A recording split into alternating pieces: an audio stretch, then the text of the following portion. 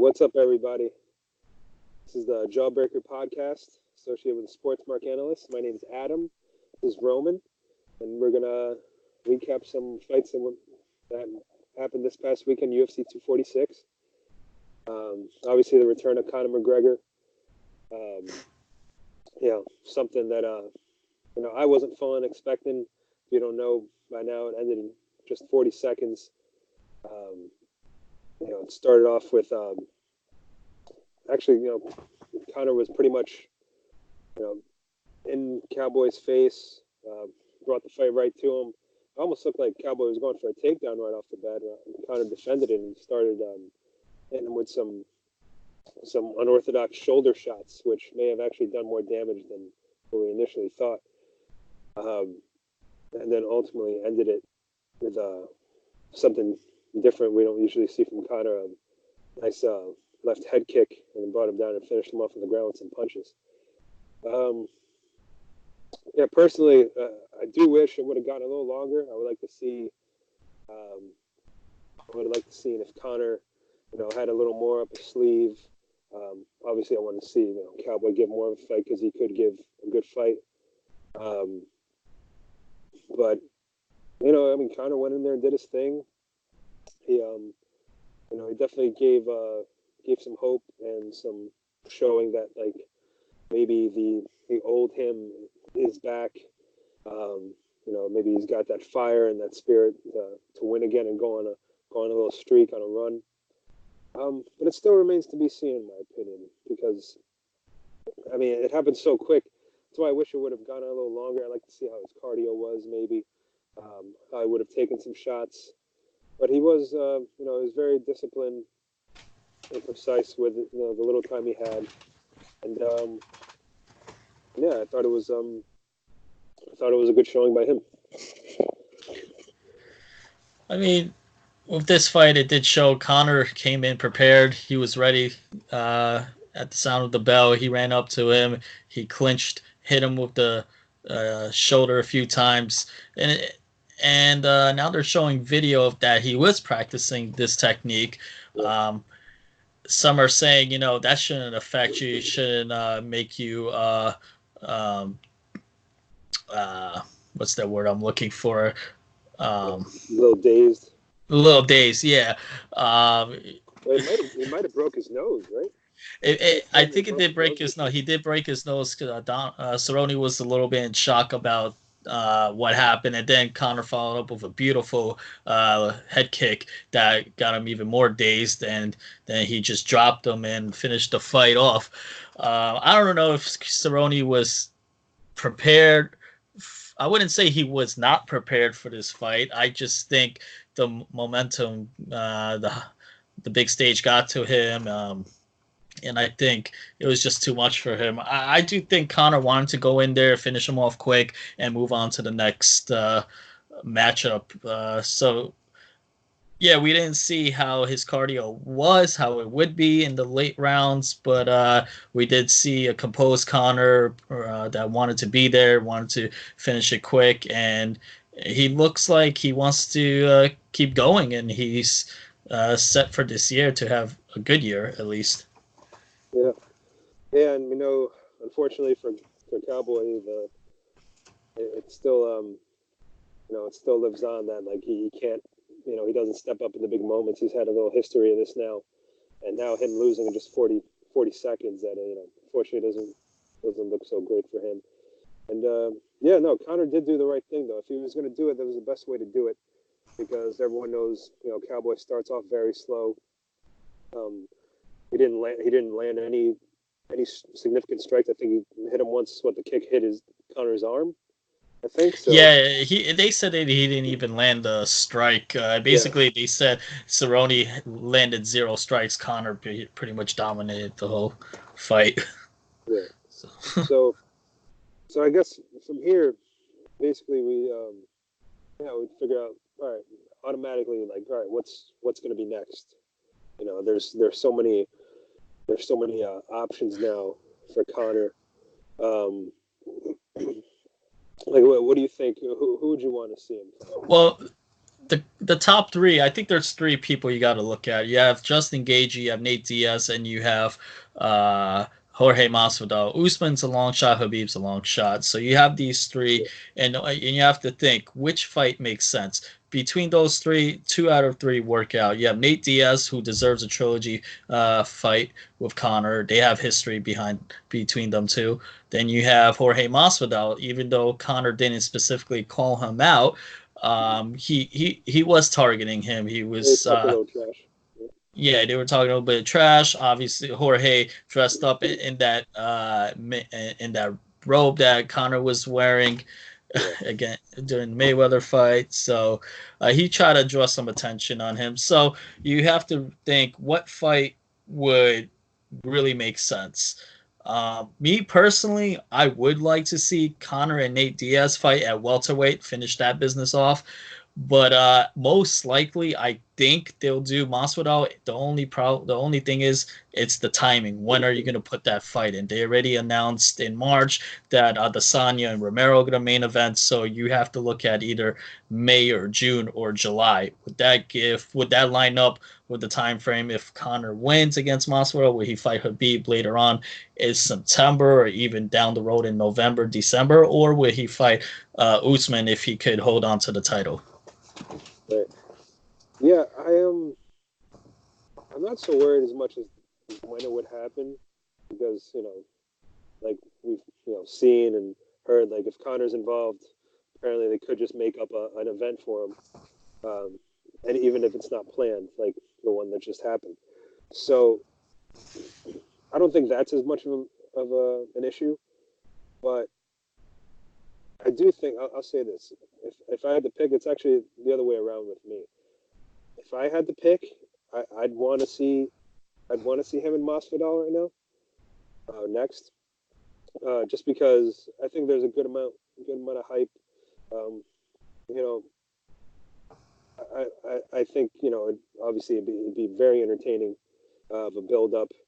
Watch him go back and forth with the talk. I mean, I'm not sure exactly how Conor would do in that fight, but I do think that'd be the most entertaining and probably the biggest fight that would make the most sense right now. However, if I was the UFC, I don't think that's what I would do just yet. I think I would let that build up a bit, just because it could potentially be even bigger. I would probably want to do the third Nate Diaz fight. I think obviously it's been a long time coming now. Get that rubber match done. Yeah, I think it would be best to maybe do that. That Conor, if you're the UFC, I think things are always best when Conor is winning and he's being successful. Mm-hmm. So he's just coming off a win now. If you want to try to maybe give him, another, I don't want to say an easy win or a tune-up fight, because none of these guys that you mentioned or I mentioned are tune-ups or warm-up fights at all. They're all they're dangerous fighters. But, Nate Diaz is the guy he's fought twice before.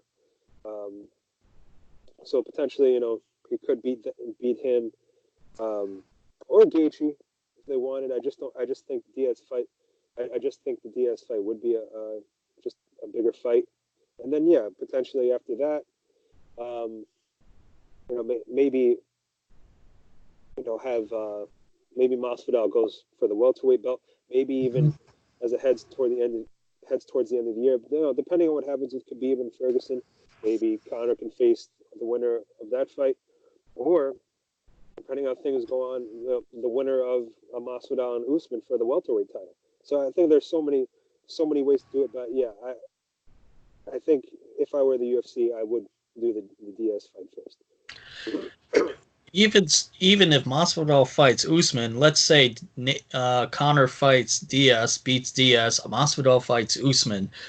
If Usman beats Masvidal and then fights Conor, and somehow Conor loses to Usman, we could still do Masvidal and Conor next. So it's still it could still work out. Masvidal is the winner in this.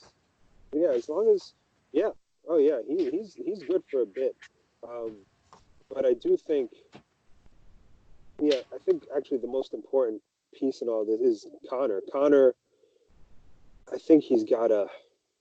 I don't know. I would think he's got to at least win his next fight. Well, the next the money fight that makes sense is Conor and Masvidal. It's already built up. You could easily market that, and Conor would tell Masvidal put up the BMF title. Yeah, Let's go for that, and you yeah. could I feel pretty definitely market confident that that would happen. easily. Yeah. And then if Excuse me. Conor were to beat Masvidal and challenge Usman, it would be the BMF versus the welterweight title to see who Right. Exactly. is the best. Yeah. Yeah, that could potentially happen too down the line if, like I said, if Masvidal and Usman fought and say Masvidal wins, then they did Conor Masvidal. That could be for both belts that Masvidal has, the BMF and the welterweight. Yeah, there's so many options, but yeah, it can lead any bigger fight. I would think would be towards the end of the year first. If Conor Masvidal happened, who would you pick? Who would I pick? Oof. They have Masvidal as the favorite Yeah, as of now. I think I would pick Masvidal. I think he's so dangerous. He's just He so is. dangerous. He's got I think he's got a little more overall skills. Like he's more well-rounded. Um, I mean, I don't know. I think it'd be a good matchup though. I don't think I don't think there'd be as big of a gap. See, the problem is, excuse me, if say like Conor ended up fighting Usman down the line, I think it could just be very similar to how the fight with him and Khabib was. Oh yeah, for sure. Usman has really good wrestling. He's great wrestling, yeah. So he could just it'd pretty much be the same thing. So it's a bad it's a bad matchup for Conor now. I'm sure maybe Conor's takedown defense has got to be improving over time, but still, when you run into guys like Usman or a Khabib, it's just it's so hard. These guys, they maul you on the ground, they keep you down, they have full on control. So but back to that, if they fought, I'd probably right now I would give a slight edge to Masvidal. Well, that's a good problem to have for the UFC to pick a fight for Conor. So either way, whoever they match him up against, it's going to be a good fight, and a lot of fans are going to tune into that. Yeah, no, it's great. I mean, him coming off a nice, quick, impressive win this past weekend is, it just, UFC sees money signs immediately. Absolutely. So, all right. So next, all right, we'll I guess we can go over our picks. This past weekend we made the picks for UFC 246, and we'll also just go along and talk about some of the other fights that happened, especially some of the performances of the night. So you know what? This is one we didn't pick, but Drew Dober. Oh, that was a great fight. Yeah, Drew Dober defeating Nasrat Haqparast. Yeah, in a minute and 10 in the first round. Yeah, caught with that left hand. Was it straight left? Mm-hmm. Yeah, it was like a straight. Yeah. Yeah, just stunned him immediately and then finished him over. It was that was crazy. That was great to watch. And he was getting tagged in that fight. He kept his composure and waited patiently to catch him. And I think the ref let it on a little bit long. But Drew Dober, a lot of people were sleeping on him on that fight. And he just rose again and showed you can't count him out. Yeah, no, he was very impressive. Definitely a guy to look out for in his coming fights. All right, next one. This was one. I think it was the first pick we had. Sadiq Youssef defeated Andre Fili. He won by unanimous decision, 29-28. That was. I mean, well, I can't say it wasn't exactly what I expected. Andre Fili is a tough guy. I expected him to give a fight. I did think Youssef would maybe get a nice knockout or a TKO just because of how explosive he is. But he ended up getting a decisive win, and we both did get our picks right. So overall though, it was a good fight. Nice It was pretty decisive. Yeah, and that first round was really good, back and forth. You can make a case by the end of the year. It could be a contender for a round of the year.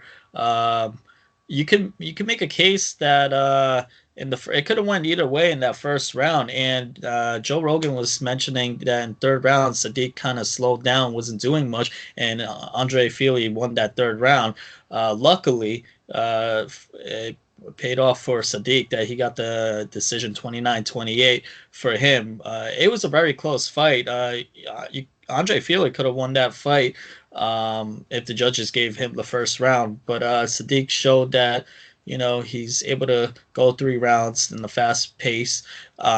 Even though the third round he did slow down, but yeah, I see good potential for him.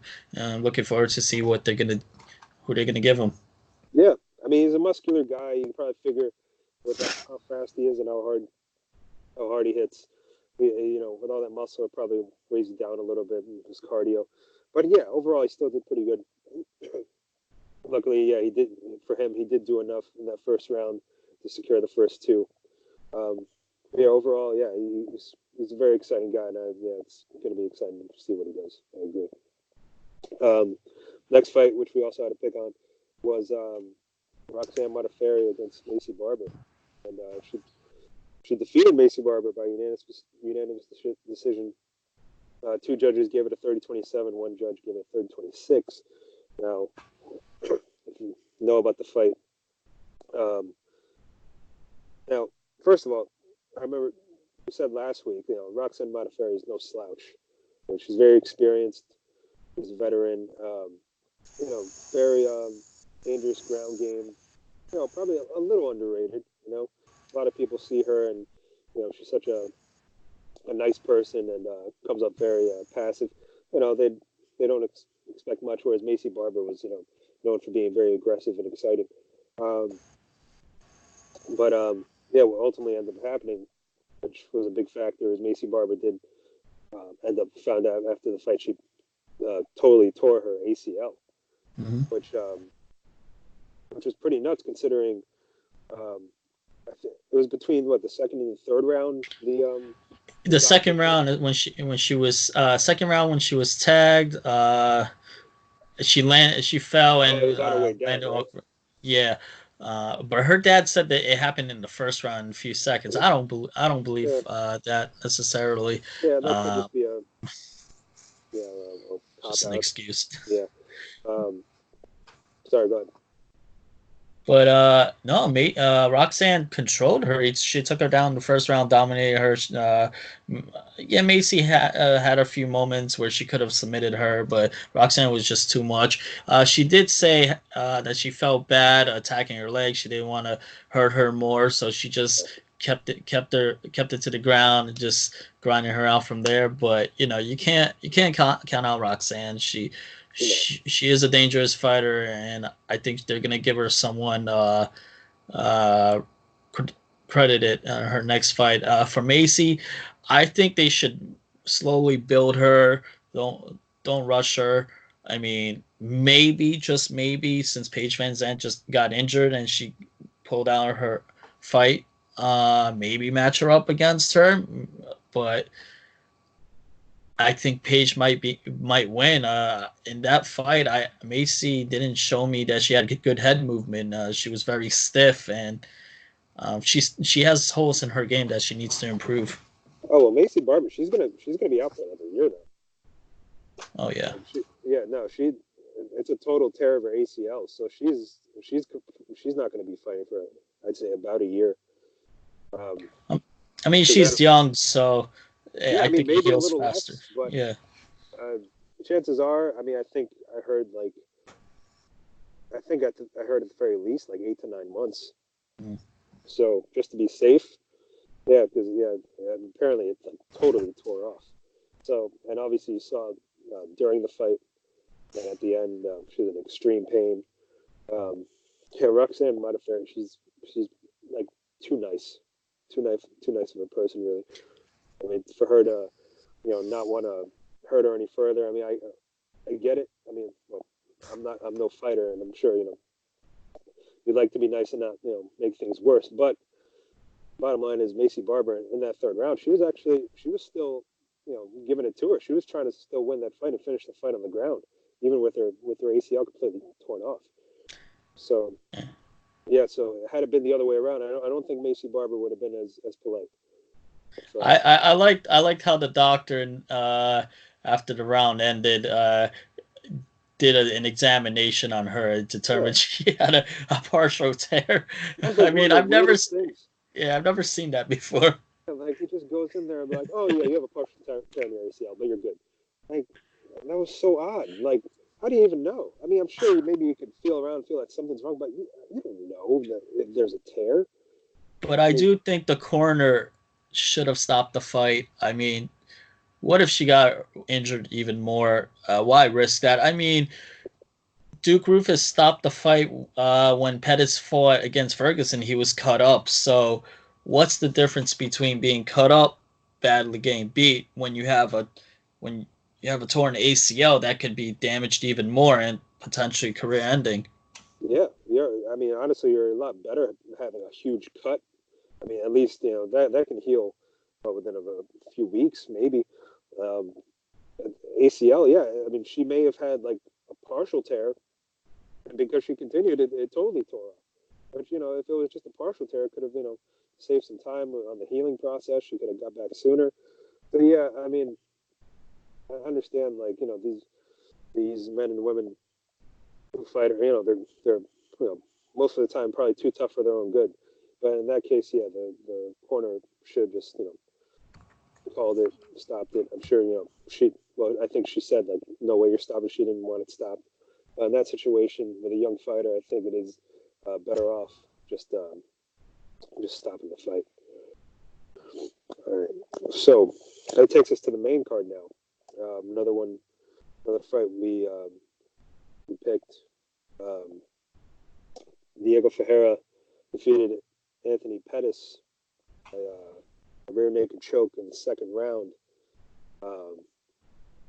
Yeah, that was honestly great display of jiu-jitsu and grappling. Just he basically did what he had to do. He slowed down Anthony Pettis. He got a hold of him, brought him down, and he had him in a couple close calls. Pettis was being slippery. He was getting out of it. Stood back up once or twice. By the time that second round came around, it was more of the same. He had full control. Pettis was doing all he can to get out of potential submissions, but Diego Ferreira, he was just just something else. Just staying on top of him. No matter where he moved with him. Wherever Pettis moved, Ferreira moved with him. And ultimately got just stood with it and really wanted to stay on his back to secure a choke. Yeah, I mean, he did exactly what he had to do. He made Pettis fight against the cage, pressured him, went for the takedowns, submitted him in the second round, and it just shows the experience he has. Very dangerous guy. He's a little bit of a late bloomer, but we'll see who they match him up with next to see if he can make some sort of run in that division. It's pretty open. I mean, who you have Barboza? Maybe give him Barboza. Yeah, definitely give him. I'd say he's ready for the top 10. I think so. Just because of how long of a streak he's gone on now, as well. I mean, he's he looked very dominant. Yeah, I'd like to see him go get some top competition now. Yeah, and as far as Pettis, I mean, it's tough right now. What do you do with him? I think you gotta slow it down a little bit. Maybe give him. He's off the lightweight rankings actually. Diego is number 11. I checked. They put him up on number 11, and Anthony Pettis off the rankings. So maybe I guess give Pettis a fight where his opponent is not ranked, and maybe the next two fights, and see how he goes from there. I mean, he's been taking on top guys, and it's been getting mixed results. So I think you got to slow it down with him just to boost him up a little bit. Is he still under contract? He's still under contract. He has some fights left. He is ranked. Sorry, go ahead. He is ranked in the welterweight division, but I don't think he belongs there. Yeah, I don't know. I mean, I heard a couple people saying like maybe I mean I don't know how many fights he has left, but people were already talking about maybe the possibility of like following his brother's footsteps, Sergio, and going to Bellator. Maybe if things aren't working out so much with him, because he does seem to be, he's just jumping back and forth. He's trying to get the most exciting fights. He's giving himself top competition. So he's being a warrior about it, but he's not able to go on any kind of streak. And he really didn't look good on Saturday. Yeah, I mean, if he goes to Bellator, you could definitely do him and Michael Chandler. You could give him a third fight with Benson Henderson, even though you beat him twice already. So if he wants to go for the exciting fights, yeah, I guess Bellator is the option. Yeah, definitely another option for him. All right, next fight, another one we didn't do a prediction on. Oh, by the way, Diego Ferro, that was a performance of the night. A few submissions actually, some good submissions in this one. One also, this next one, a performance of the night. Brian Kelleher beat Odie Osborne by submission, a guillotine in round one. Kelleher looked really good. Osborne, he actually, I'm sorry, O'Day, right? I think it's O'Day. Yeah, O'Day. He was looking really good. He was landing some good strikes, looking quick. Then ultimately Kelleher ended up getting a hold of him and got him in kind of an odd guillotine, because he pretty much snatched him. He had control of his arms too. So Odie Osborne actually ended up tapping out with his foot, which was something you don't see very often, or I don't remember ever seeing it. Usually maybe there's a verbal tap out. Tim Elliott was the last person I saw tapping out to his foot. I think it was against Joseph Benavidez, if I'm correct. Okay. Yeah. So, but yeah, not something you see that often. It was, but yeah, very dominant. Kelleher looked good. I like the way he was looking. Yeah, it was a big win for him. I almost felt like his back was against the wall on that fight, and he was able to secure a victory.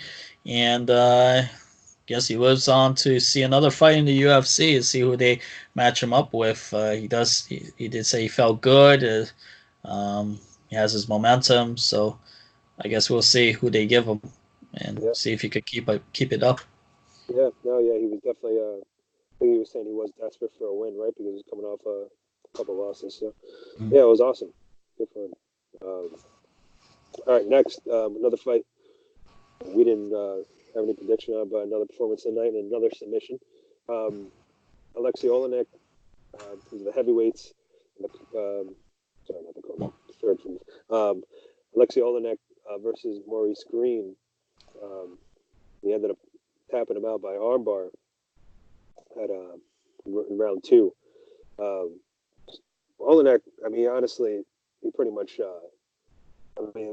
Most of this fight was on the ground. It was a little back and forth, but for the most part, Olynyk had control. It almost seemed like it was just a matter of time, and by the second round, he ended up getting a different version of an armbar. I believe someone on the telecast said that it was like a Russian style armbar where he was kind of like belly down of an armbar. So he ended up getting that round two. It was it was very impressive, very out of nowhere, a lot of groundwork, but it was ultimately got the win in an impressive armbar. Yeah, it was a big win for him. He did say he was gassed out in the second round. His arms were pretty tired after going for the submission attempts in the first round multiple times. So that took a big win out of him. So he was able to secure that. That was towards almost the end of the round, I believe, in the second round that he got it. Maurice Greene actually almost had him in a submission. He had him in danger, but yeah, he's a very dangerous guy. He's been fighting for quite some time. Most of his wins do come from submission. I believe it was like 40 plus submissions he has. So big win for him. Let's see what they do in the heavyweight division. Be interesting to see who they match him up with next. Yeah, 42 years old too. He's he's still looking pretty good. He's got plenty of fights under his belt. All right, so next with the co-main event, Holm defeats Raquel Pennington by unanimous decision. Very boring unanimous decision. Yeah, two judges gave it 30-27. Another gave it 29-28. No, I thought, I remember saying last week, I had a feeling this wouldn't be the most exciting fight, but I also thought maybe Pennington would grind out a win. Instead, it ended up being the other way around. It was, still wasn't an exciting fight, but it was Holm who just, she got a hold of her in the clinch and pretty much just, it had her against the fence, dominated that way. That was, a fair amount of the fight went down that way. 4 minutes in each round, pretty much. The ref let them be clinched against the fence. Not that much action. I think Holly played it safe to secure that win and get her momentum. She definitely needed the win. I mean, it's not very like her. I mean, she's usually, everyone knows she bounces around. She uses her boxing or kickboxing so well. But yeah, it definitely seemed like she played it safe. She just wanted to grind it out, secure the win. I do think, they probably should have been, separated a little more. There's a little too much hugging going on against the fence. She did what she had to do.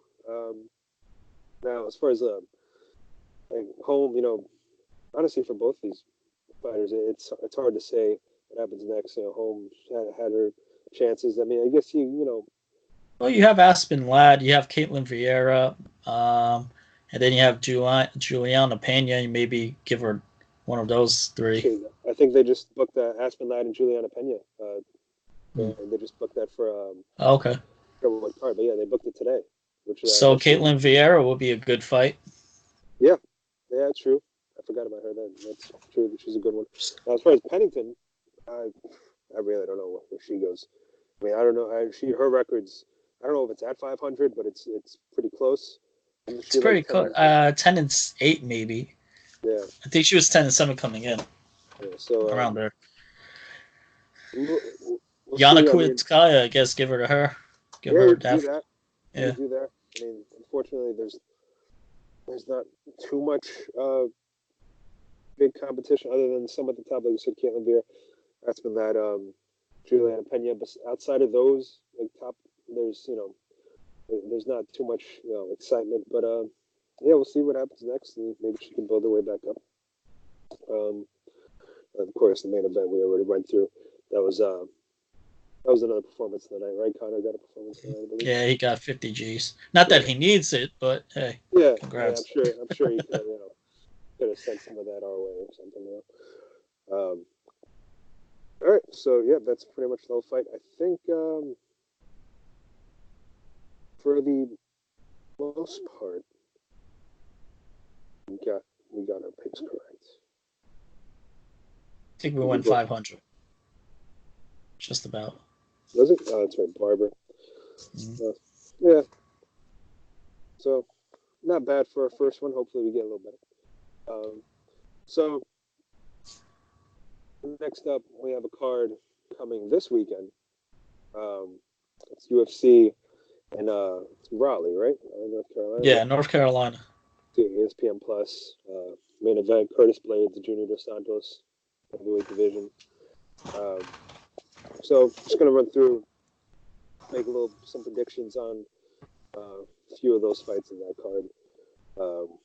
So I think we'll start off with a guy who's very, very much up and coming. He's on a tear from England, Arnold Allen, 15-1. This is the featherweight division. He's going against Nick Lentz.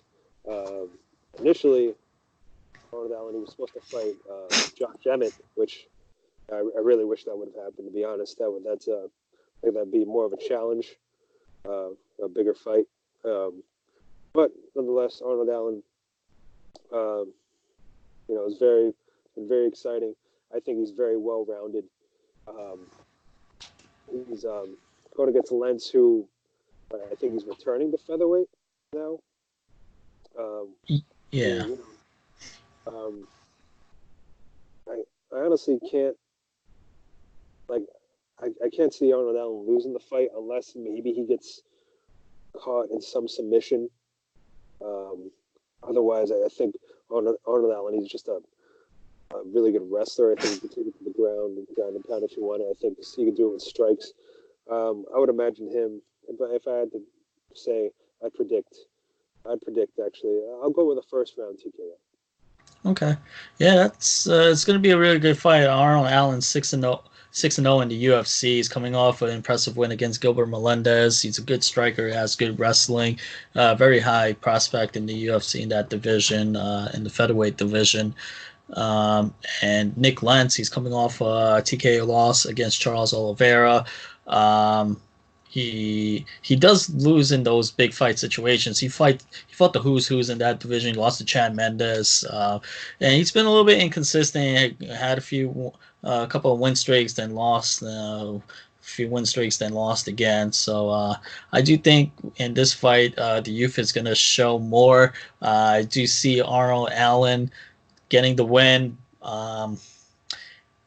He's been most of his wins have been by decision in the UFC, so I'm gonna go with Arnold Allen by decision in this fight. It's gonna be a dominant matchup. 30-27? Yeah, 30-27, 30-26 maybe even. Yeah. All right. Next up, go right to the co-main, the welterweight division. Michael Chiesa and RDA Rafael Dos Santos. And this is a big one. This is a big one for Chiesa. Ever since he's moved up to welterweight, weight he probably should have been for a long time because he's a big guy. He was training himself. Oh God, yeah, he's a tall guy. I think he's over 6 foot, right? He's like 6'1", 6. Yeah, it's pretty nuts that he was cutting down to 55, and even for 170 at welterweight, he's still one of the bigger guys. So, but ever since he's moved up, he's got a couple wins, on a 2-fight winning streak. But he's running into Rafael Dos Anjos, who at welterweight, I mean, his only losses have been against some really top guys. Colby Covington, Usman, right? Yes. Usman, and just recently by decision too, he lost. Yeah. He hung in there. And then Leon Edwards, his most recent loss, who's going to be fighting Tyron Woodley, by the way, soon, which is a pretty big fight. But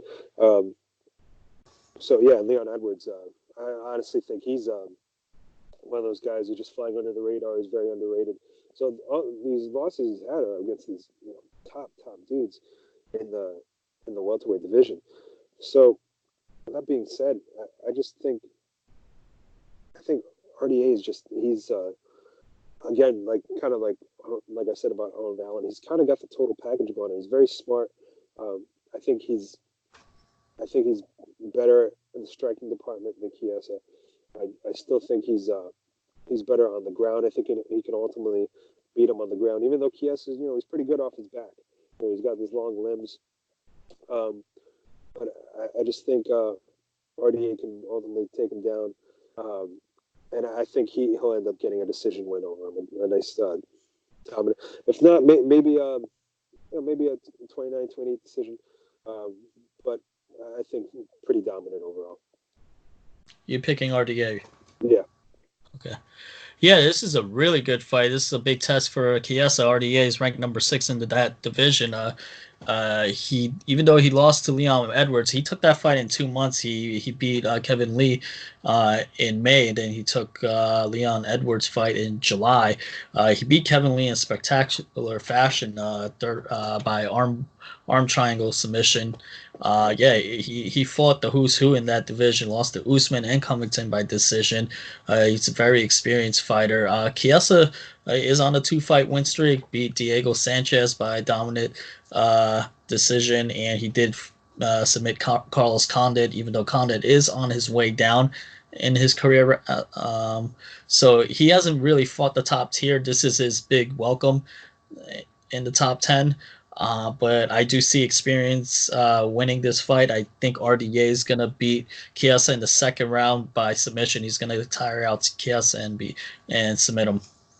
All right, it's a good pick. All right, and that leads us to the main event.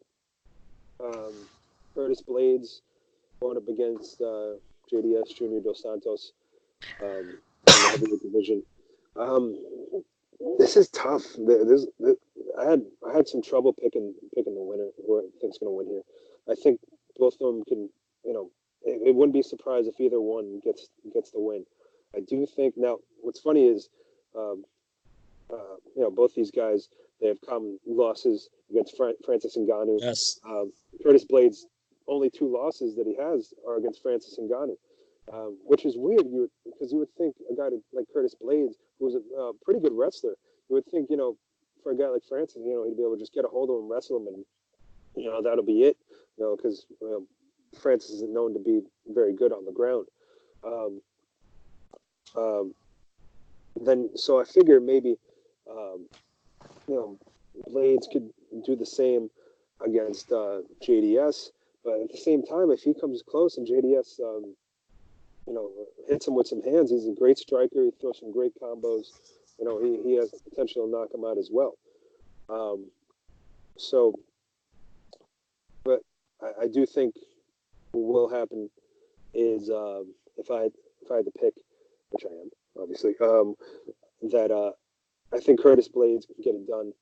I think he can take him down, kind of grind out a decision. A lot of it being on the ground. Although, I mean, I'm sure, from what we know, Junior Dos Santos, Sagano, his jiu-jitsu is, nothing to laugh at as well. But Curtis Blaydes, he does have that nasty ground and pound. He could even, end it on the ground if JDS takes enough shots. Otherwise, JDS would, could catch him. I mean, I think it'd be, I don't think it'd be smart for Blaydes to want to just stand up and brawl with him and go shot for shot. Although, he is really good at that as well. I just think JDS just has great striking and boxing. But I'll take Curtis Blaydes for a decision. Yeah, I mean, Curtis Blaydes entering the UFC was an undefeated fighter. His first loss was to Francis Ngannou. He lost to him twice. If he did not lose to Francis the second time, he would have been on a 7-fight win streak, which is pretty impressive. He's a great wrestler. Showed that against Mark Hunt, Alistair Overeem, and Justin Willis fight. He completely dominated them. He was able to TKO Alistair Overeem in the second round by elbows, vicious elbows, I should add. Then you have JDS. He's coming off a TKO loss against Francis. Prior to that, he was on a 3-fight win streak. He's got excellent striking. This fight kind of reminds me of him and Cain Velasquez in a way, even though Cain had more experience, better wrestling, I think, than Curtis Blaydes. Not that I'm saying that Curtis Blaydes is not a great wrestler, but I think it's going to be a grind 'em fight. It's going to determine who's going to have the better cardio. I do see a late stoppage. I don't want to count out JDS just yet. I think JDS, Junior Dos Santos, in the 4th round, he's gonna knock him out. It's gonna be a good fight. It's gonna come down to how long JDS is gonna be able to defend the takedowns and possibly tire out Blaydes and then go for the finish. And I think whoever wins this fight is gonna rise them up in the rankings and maybe be a win away from a title fight. Yeah, it is a huge fight. I feel like a lot of people are kind of sleeping on this fight. They don't realize how big it is. But yeah, and it really could, like I said, very well could happen. This can go all sorts of ways. I wouldn't be surprised either way. So it should be a good one. All right, now lastly, but definitely not least, there's something. There's a fight that's not on the UFC card. There's actually a Bellator card this weekend. They're going head to head, and it's in the women's featherweight division, the main event. Julia Budd defending her title against Chris Cyborg. Which this is this also another fight. I think, I think a lot of people don't give someone like Julia Budd enough credit because they see Cyborg and they know her tendencies to be. She's such a killer. Um, Now, I do think Julia Budd is durable. She can take some shots. She definitely hits hard herself. I just don't think she's fast enough to go back and forth with Cyborg. I think Cyborg, she hits hard. Obviously, she's very quick, very fast, um, and some people, on the other hand, some people might think that Cyborg has lost some of her luster after losing to Amanda Nunes. But I mean, Amanda Nunes is just, could be possibly the greatest female fighter of all time. So I don't think just because she lost to Amanda Nunes, she should be considered some kind of joke. Now, I mean, I think she's still very, very, very top tier, and just almost right up there with Amanda Nunes as far as the top female fighters of all time. So with that being said, I think I think Cyborg will get it done, become Bellator women's featherweight champion. I think I think she gets a KO or a knockout, a KO or a TKO within a couple rounds. Yeah, this is going to be a good fight. You have Cyborg that's making her debut into Bellator. Yeah, her last win, she beat Felicia Spencer in the decision. Many thought she should have won by first round stoppage, but Felicia Spencer gave her a run for her money on that fight. Prior to that, when she lost to Amanda Nunes, 51 seconds knockout, she snapped a 20-fight win streak, which was pretty big for Amanda Nunes, setting her up to be the greatest of all time female fighter. And then you have Julia Budd. She also lost to Amanda Nunes and Ronda Rousey in Strikeforce to 14-second knockout by Amanda Nunes and 39 seconds Ronda Rousey by armbar. Since the Rousey fight, she is on an 11-fight win streak, and she's going for her fourth title defense. But I do think since Cyborg is making her debut, she's got a lot to prove. I think it's going to be a fast fight. I think Cyborg's going to run in there and go for that kill. I'm going to predict first round knockout, maybe 2-3 minutes in the fight. Okay. Sounds good. All right, so that's it. Everybody, thanks for watching. If you have any suggestions, any critiques, any predictions of your own, leave something in the comments. Thanks for taking time to watch, and we'll see you guys next time.